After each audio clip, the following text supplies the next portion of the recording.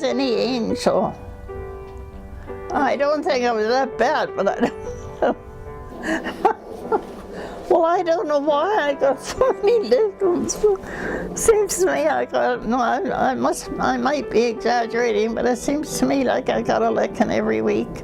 Well, it was it would take place at the teacher's desk, but the grading was at the back of the room, so the kids would all be there listening to see if you were listening to see you, here you get the strap.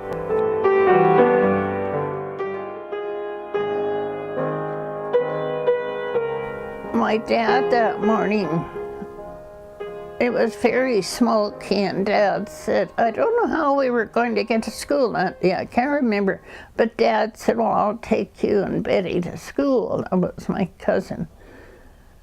So he took us and we just went over the ridge straight south of us. When we looked to the west, you could see the clouds of smoke. So we got into the school, and we just got into the school, and a neighbor farmer ran into the school. He said, you better get out, the fire's coming. The west end of the school was on fire. When we went out of the east end, we grabbed, my cousin and I were the oldest in school, and we grabbed the coats, and the kids were told to grab their lunch tins.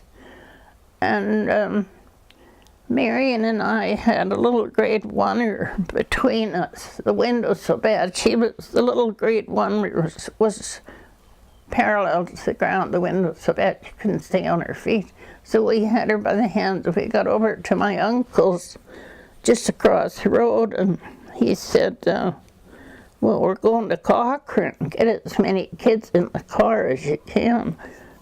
Well, we got out to the road, the main road, and a fellow, same age as I am now, he said, well, my mother's down in the farmhouse by herself. We have to get her.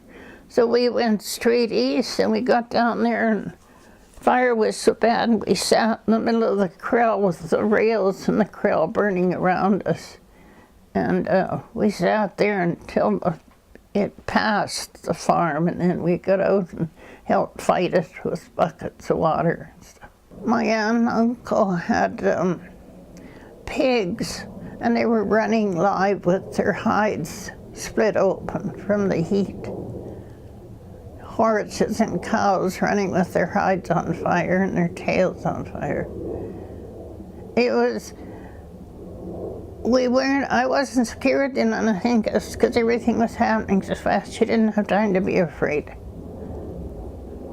All we had to do was save our own lives and whatever we could do. And there was pieces of wood like this that was on fire going through the air, landing on the roofs of the houses, setting the houses on fire.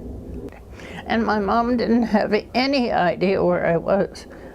All she knew was the school had burned, and it was presumed that the teacher and 3 of the students had burned in the school. And she didn't know where I was till about 7 o'clock that night. The phones were all down.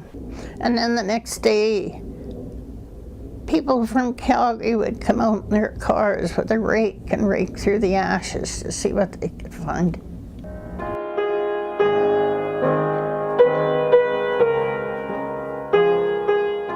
I think I was one of those girls that was playing one against the other.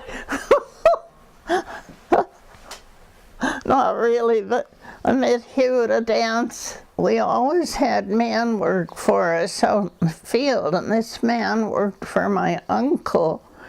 And he'd hook up a team to a cutter, and we'd put all the warm clothes on we could get, and he'd drive us from the ranch into the drugstore that's where McKay's is now. And we'd go upstairs in the drugstore there. We knew the people, Mr. and Mrs. Hart. And we'd change into our long evening dresses, go up to the community hall, have a real good evening of dancing, go back and change into our winter clothes, drive home at 3 in the morning in the cutter. And it was cold, but it was a good time. and I played the piano for a few dances up there. One night we were going and it was a blizzard, terrible storm.